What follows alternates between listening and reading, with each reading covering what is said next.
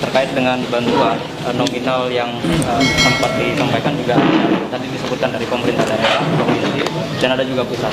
Nah, yang pusat, informasi yang kita terima jumlahnya sampai 600, itu bagaimana? Nah, jadi begini ya, di pusat lewat provinsi itu di seluruh wilayah Jawa Timur ini ada tambahan 870.000 KK. Nah, 870.000 KK ini nanti akan dihitung secara proporsional.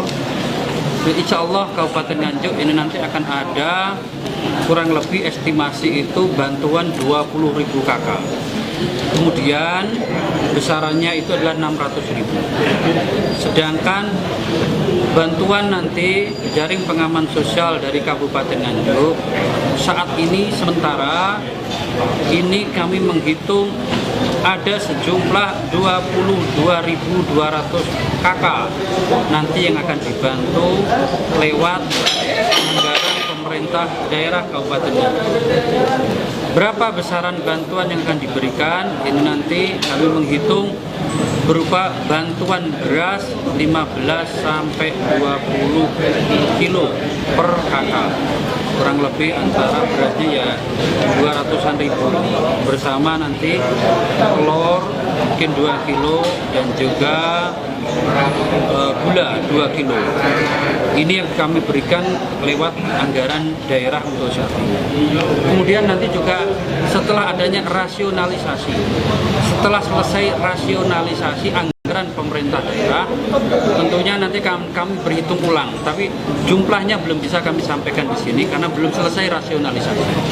Begitu juga dengan pemerintah desa, sesuai dengan Kepmendes telah dikeluarkan bahwa bantuan BLT atau bantuan kepada masyarakat melalui anggaran desa, jika anggaran desanya atau DD-nya ini nanti 800 juta, ini yang dihitung adalah 25% dari DD.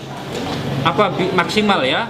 Apabila DD-nya 800 sampai 1,2, ini nanti bantuan yang dihitung adalah maksimal 30%. Dan yang ketiga, di atas 1,2 miliar, ini nanti bantuan yang diberikan adalah maksimal dihitung 35%. Nah, ini tadi semua saya beritahukan bahwa pendataan kepada para calon penerima ini betul-betul harus selektif dan tidak boleh tumpang tindih. Siapa yang menerima harus di luar KPM, di luar KPM-nya PKH itu, tidak boleh sama, harus di luar itu. Kalau sampai ketahuan sama akan kita del nanti, kita ganti dengan yang lain yang lebih layak lagi.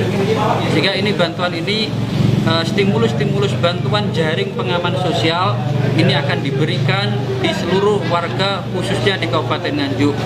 Ini nanti akan kita berikan.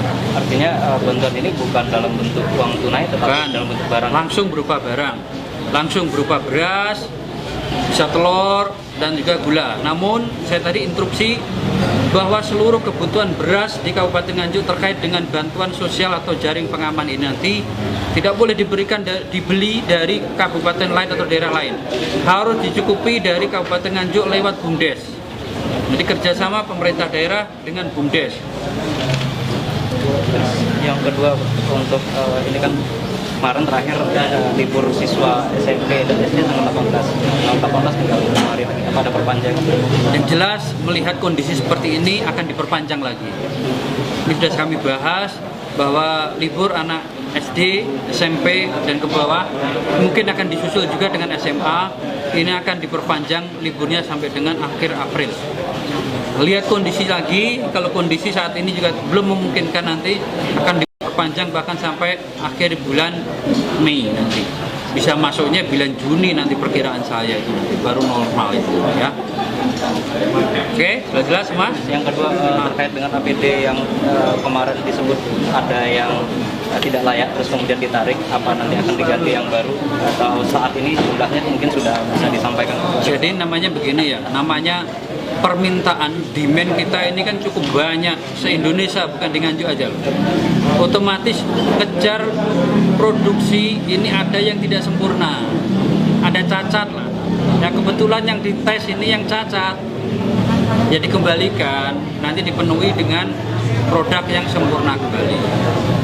Jadi kepada teman-teman bahwa ini adalah produk yang dicek kemarin, ada yang produk yang cacat. Kami tetap meminta APD itu ada APD yang kategori 1, APD yang kategori 2, APD yang kategori 3. Kami mengistilahkan demikian.